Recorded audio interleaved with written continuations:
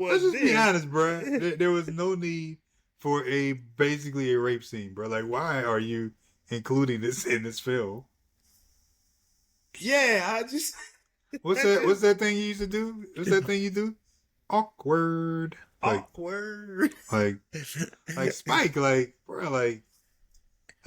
I mean, you know what? Maybe it's his first film, and he's putting this out here, and he just figured that had to be in. But I think if we go back, I think even he goes back and says, "I don't need that." Not like, yeah, I would hope he would, because I was like, bro, because I was like, wow, like you couldn't, like they're just, we didn't need that scene, bro. we didn't. I that whatever He those could have niggas, he could have come up with something else after what you just said about, yeah, he said, you don't make love, did you? He could have come up with something else.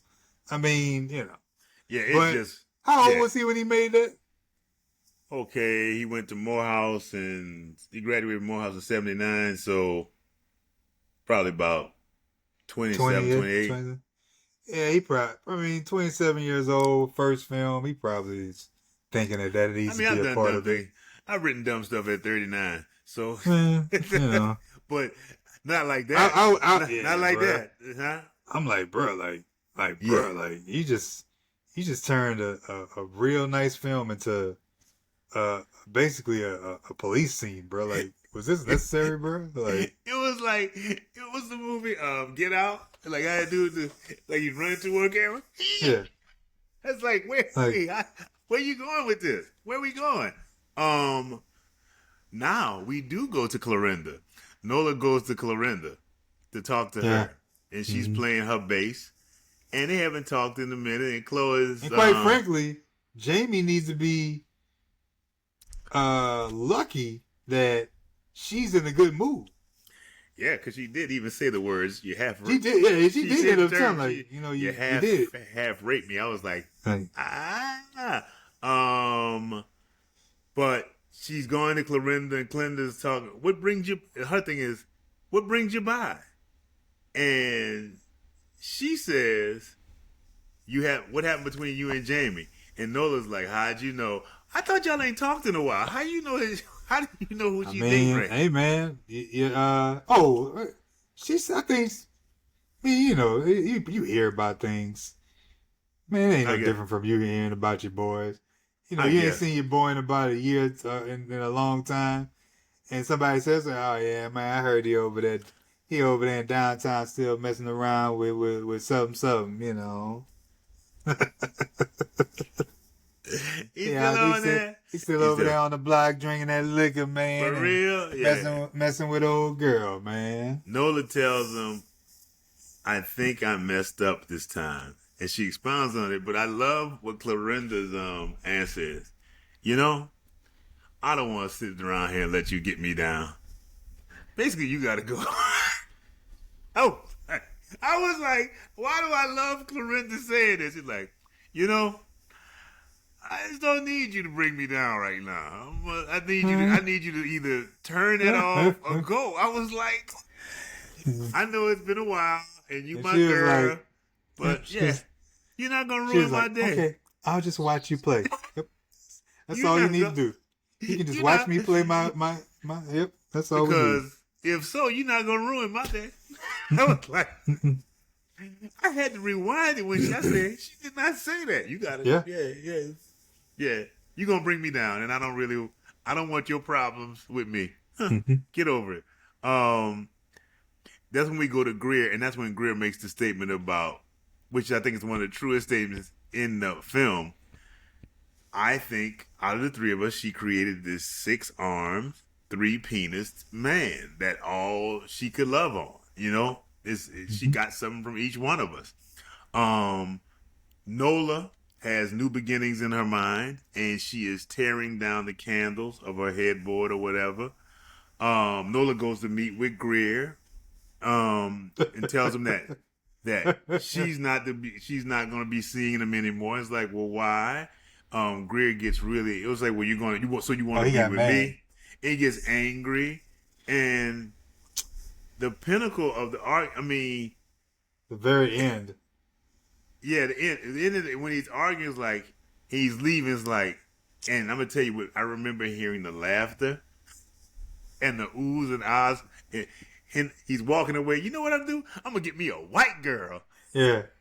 Yeah, I That remember that. the Yeah. theater exploded the first time I saw hearing that. And this because Oh, you all the talking about things, when you saw it in DC? yeah, it was Oh yeah. in these because this was new. We weren't Well, did seeing. they show? Where did you see it on campus, or was it shown somewhere It was else? a DC theater. It was theater Oh, in okay. DC, and I Okay. um and Spike would have done a whole lot better.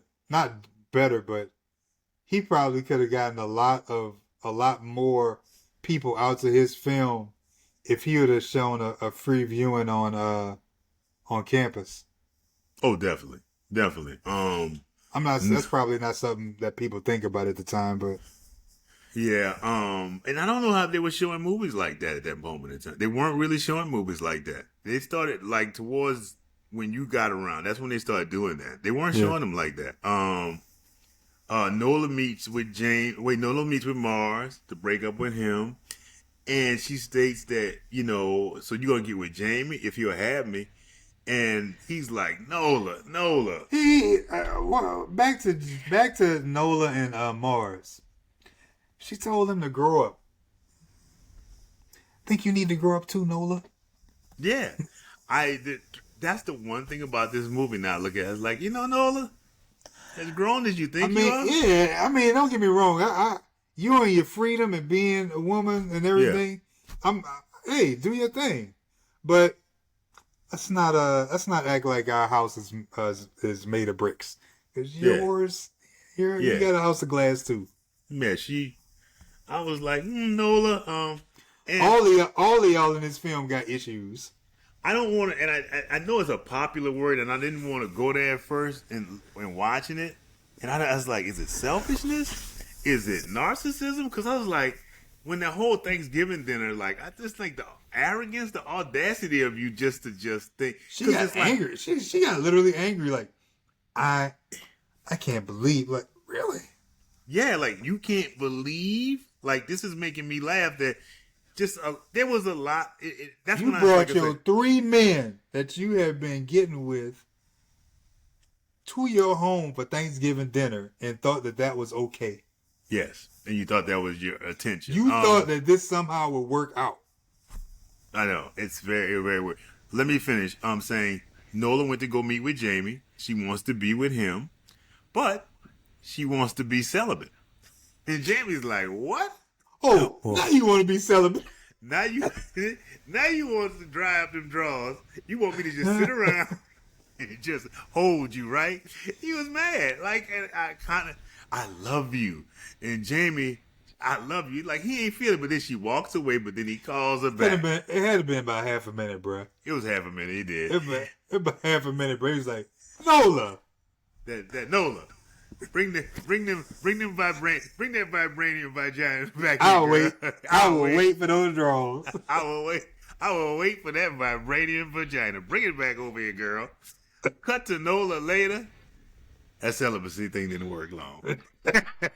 Yeah. And basically, I am not a one man woman, and I respect you not being a Yeah. one man woman. But you need some growing up to do. You Have a do. little self awareness. A little self. Read your room. Can you read Yeah, your please. room? Lock yourself in your room and read it. And Read that's it. not to say that all of them need to read their room, but Yeah, that's Nola, true. like, come on. You know, you have put Jamie. You have put too much in one woman. Mars, get a job. Yeah. Get a job and take care of that kid you got. You know, And Greer, just can we be just a little more humble? a little Tad humble, bit. just a Because little you bit. are really, and I don't believe that you got on the cover of GQ. I I don't. think that's a lie. All right, I think that. Yeah. If I had to say, I know we hadn't really talked about superlatives. I said the winner in this movie is please, baby, baby, please. Blacklog. No, that's true too. Please, baby, baby, please, baby, baby, please. Mars Blackman. led to a Nike commercial. Part it became a part, and I don't think it was intentional. You know what I mean? He became a part of the Air Jordan. Like he's on Air Jordan T-shirts early on, not anymore. You know what I mean? But Before we Spike, so I jump, guess Spike was the winner. Spike was the winner in this whole thing. oh yeah, before we jump into the categories, go ahead and lay it down for Fade to Black. Oh my God, I'm sorry. Fade to Black funeral. Fade to Black funerals. Death is a part of life, so put life into your loved one's death at Fade to Black Funeral Homes. We have on-site tattoo artists and T-shirt printing to commemorate your loved one's Fade to Black funeral. Yeah. So that was your quote of the movie. Please, That was a baby, quote please, of the baby, movie, please. but the winner. I said please, baby, baby, please, but the winner, just the winner of the whole movie was Mars Blackman or Mars Blackman / Spike Lee. I mean, that character, as poorly as poor an actor as Spike Lee is, that Mm-hmm. character was the winner in that movie. I mean, the humor, the story carried itself. You know what I mean? Because we got to see ourselves on screen. That was a big thing. So, um, I wanted to say the loser was black female relationships, but black male female relationships, but I don't think so. Nah, I don't I think think so. Nola won that one. She's the loser? She's the winner. No, I'm talking about the. I said what was the winner and the loser of the film itself. Oh, the overall. Yeah. Overall, um, You got a quote of the movie? um, please, baby, baby, baby, please. You gonna leave me? It's Mars Huh. Blackman. You gonna leave me hanging? You gonna leave me hanging? It's just, but please, baby, baby, please. It. Nothing will ever for me, nothing will ever go higher than Congress has just approved me to give you my heat and moisture seeking MX missile. Bruh. Bro, you know how much thought you gotta do. You know how much thought you gotta put into a line like that, bro. And the huge set of balls you have to just say that to someone. Like, It's like you sitting there, you sitting across like, hey, guess what? Congress has just approved me to give you my heat and moisture seeking MX missile. Bruh, heat and moisture seeking MX missile, bruh? Are you kidding me, bruh?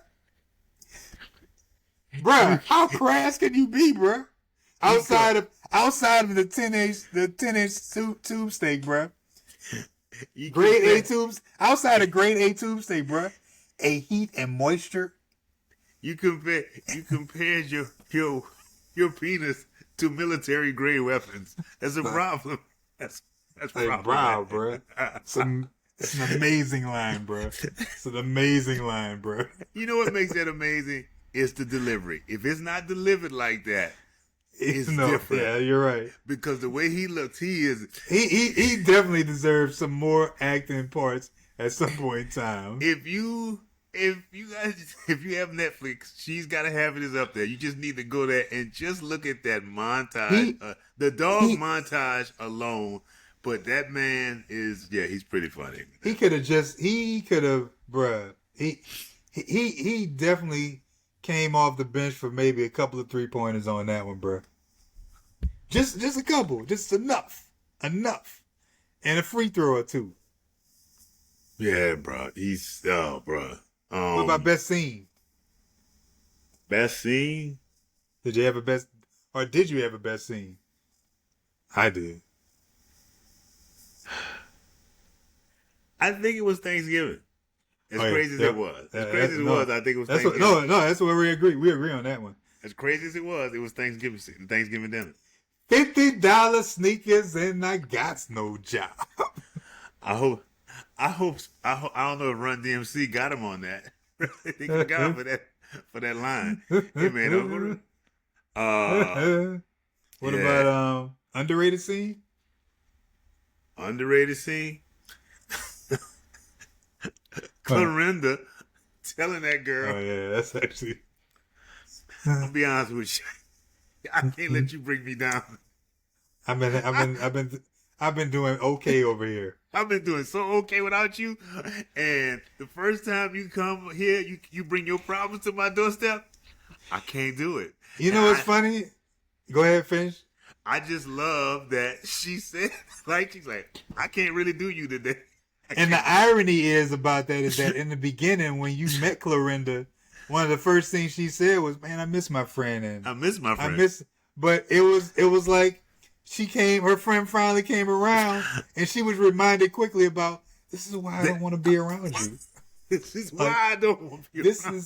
is right here, right here. And I know people might watch it and say, I didn't think much of that scene, but for me, I don't know. It's like we only saw her once in the movie, and we come back around to it, and she's like, you know what? And she was like, you know what? This is it. This is why I don't mess with you. Right here, right here, right here. I think people will relate to that. It's like, you know what? I'm gonna give such and such a chance again. And then you realize, oh, that's why I don't give you a chance. Right, and it just made me think of when you even brought it up. It just made like that went right. It kind of went right past me. I didn't catch it as hard as you did, but then when you expounded, I'm like, hey, you're right. Like, and it just made me start thinking about people that like, nah, man, I ain't seen such and such, and then when you get around, you're like, man, this, you know what? And that's why. This is exactly why. That's why. This is exactly why I feel. It's why I don't see you. And I had to be reminded. This is why I don't see you. Like I remember I went to. I remember Eric and Asani and I. We would always, even though we lived with each other, you know, we obviously went everywhere together. But sometimes we would come home and we would look at each other and be like, "Man, I seen enough of you, bro." So, bro, I've had enough of you, bro. I don't need to see you at all until later on this afternoon, bro. Go away. And he'd be like, you know what? I don't need to see you either. You're right. Man, We say this. What about well, I guess we you and I kind of talked about this earlier. This is his first film, so there's really nothing that's really Spike Lee-ish. Everything basically is Spike Lee-ish. They don't do the tracking shot at all. They do a hint of they do a like you following Jamie through his search for Enola through his eyes. Yeah. But that's about it. But it would eventually turn into Spike's, you know. The double dolly thing. Yeah. But you know what? The scene when Nola's walking away from Jamie and he calls her back, like at the end, he's like, "Okay, I'll be with you, even with your celibacy thing." If you look at that shot, it's kind of Spike. It's kind of signature Spike. It's just a slow mo, but you know. Yeah. Oh, but you know what? I did have an underrated scene.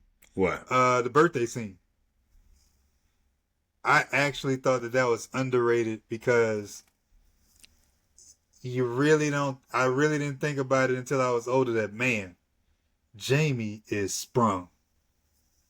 Yeah. He really went all out. Like when I'm you know, growing up, Brian, listening to this song, I'm like, man, they got a whole song about Nola. It's a full-length song about Nola. Yeah, I mean, and I was like, I said you had to go get that song from Nola's daddy. You went through a lot because Nola, he said that I wrote this song for Nola. Like, so you went to her daddy and got this song. Even Sonny probably looked at it, boy, you sprung, ain't you? You sprung, ain't you? Like, even he said that. Hey, man, I don't even want to know what my daughter's doing to you. I don't even want to know. I don't want to know. Is there anything, this is the last question, is there anything that would have ruined this movie for you? Anything that would have ruined this movie for you?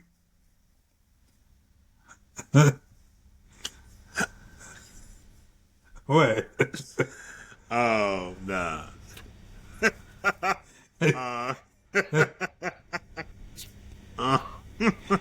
Ruin this movie for me.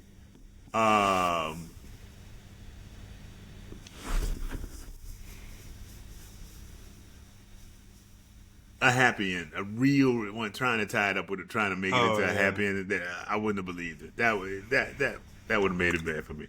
You know what would have ruined it for me? Better acting.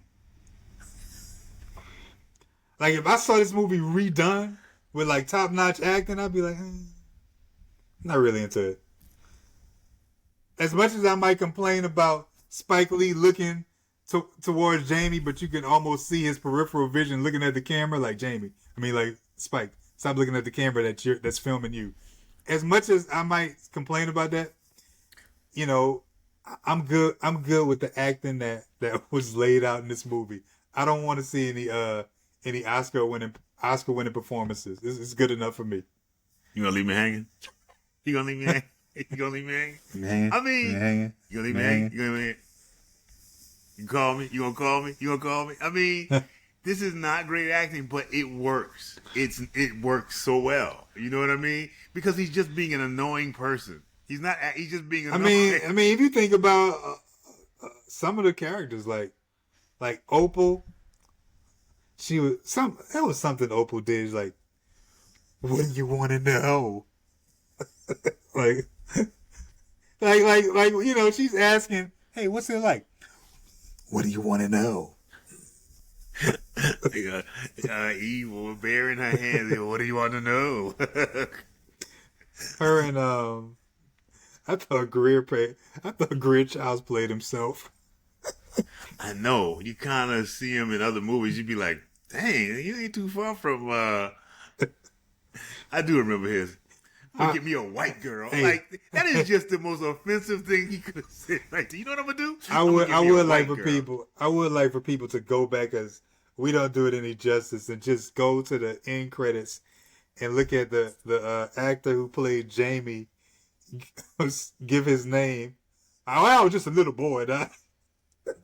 He did that little country, bro. That was pretty funny, man. It was pretty funny.